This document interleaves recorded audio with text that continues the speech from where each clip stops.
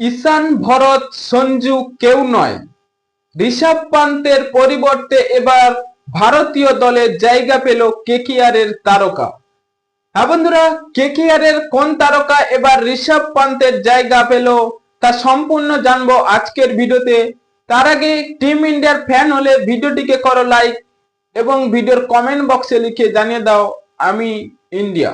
ভারত বনাম England test সিরিজে ঋষভ পান্ত এবার চোট পেয়েছে, তাই পঞ্চম টেস্টে কে পাবে সেই ঋষভ পান্তের জায়গা, তাই পঞ্চম টেস্টের আগে কে পাবে সুযোগ এবং ঋষভ পান্তের যে জায়গা নিয়ে বড় জল্পনা রয়েছে, সেখানে তিনজন ক্রিকেটারের নাম উঠে এসেছে: ঈশান কিষান, সঞ্জু স্যামসন এবং ভরত। ঈশান কিষানের গোড়ালিতে চোট এবং সঞ্জু এবং ভরতকে ক্রিকেট বোর্ড পাঠাবে না ইংল্যান্ড সফরে। এবার ভাগ্য খুললেন কেকেআরের সেই তারকা উইকেট রক্ষক জগদীশ। হ্যাঁ বন্ধুরা, কেকেআরের সেই তারকা উইকেট রক্ষক যিনি ঘরোয়া ক্রিকেটে তার দুর্দান্ত পারফরমেন্স রয়েছে। বিসিসিআই ধ্রুব জুরেলকে কভার করার জন্য এবার কেকেআরের সেই তারকা জগদীশকে পাঠানো হচ্ছে।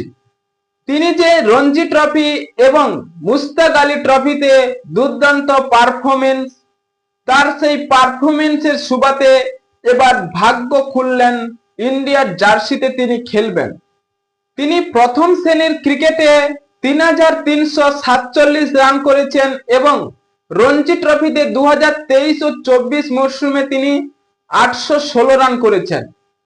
তিনি এই রঞ্জি ট্রফিতে তার ডবল সেঞ্চুরি এবং ট্রিপল সেঞ্চুরি রয়েছে। আগের মরশুমে তিনি অধিনায়ক হিসেবে ৫৫.৪৭ স্ট্রাইক রেটে মাত্র ৬১৬ রান করেছেন। হ্যাঁ বন্ধুরা, ইংল্যান্ড সফরে অর্থাৎ ইংল্যান্ডের মতো এত কড়া টিমের সাথে তিনি টিম ইন্ডিয়ার হয়ে যে খেলবে, সত্যি কেকেআরের জন্য একটি উপহার। কেকেআরের যে তারকা, তিনি তামিলনাড়ুর ক্রিকেটে এত সুন্দর পারফরমেন্স, তার সুবাদে এবার তিনি ইন্ডিয়া টিমে ডাক পেয়েছেন। হ্যাঁ বন্ধুরা, কেকেআর ফ্যানদের জন্য তো বড় সুখবর, কারণ তিনি যদি টেস্ট ক্রিকেটে ভালো পারফরমেন্স দেখাতে পারে তাহলে তিনি ইন্ডিয়া টিমে আরো জায়গা করে নিতে পারবে। হ্যাঁ বন্ধুরা, আপনাদের কি মনে হয় কেকেআরের তারকা কি পঞ্চম টেস্টে তার কিছু প্রদর্শন দেখাতে পারবে? এখনই আপনাদের মতামত কমেন্ট বক্সে লিখে জানিয়ে দিন এবং চ্যানেলটি সাবস্ক্রাইব করে আমাদের পাশেই থাকুন। ভিডিওটি শেষ পর্যন্ত দেখার জন্য আপনাকে অসংখ্য ধন্যবাদ।